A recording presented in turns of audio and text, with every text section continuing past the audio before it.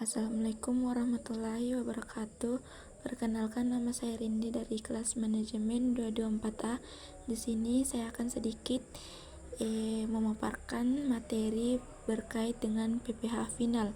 Pajak penghasilan final adalah salah satu jenis pajak yang dikenakan secara langsung pada penghasilan tertentu yang telah ditentukan dan tidak lagi dikenakan pajak tambahan di masa depan.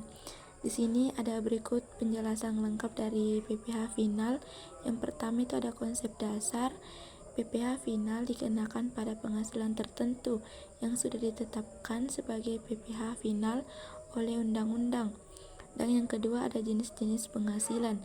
Beberapa jenis penghasilan yang dapat dikenakan oleh PPh final antara lain: yang pertama ada dividen bagi hasil yang diterima dari perseroan terbatas, dan kedua royalti dari hak cipta, paten, hak kekayaan intelektual lainnya.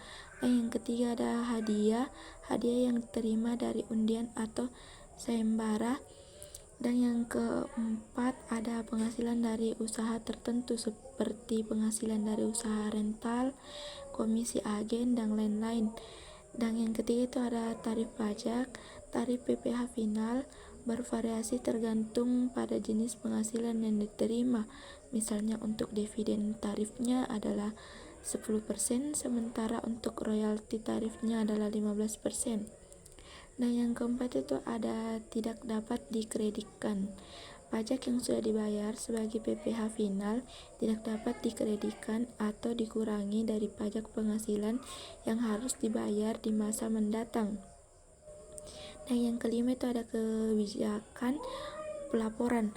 Wajib pajak yang diterima penghasilan yang dikenakan PPh final tetap harus dilaporkan penghasilan tersebut dalam SP tahun, meskipun mereka tidak lagi harus membayar pajak tambahan atas penghasilan tertentu. Dan yang keenam itu ada perlakuan khusus. Ada beberapa ketentuan khusus terkait PPh final, seperti perlakuan bagi wajib pajak non-residen dan kewajiban pemotongan PPh oleh pihak yang membayar penghasilan kepada penerima penghasilan. Dan yang ketujuh itu ada perubahan tarif.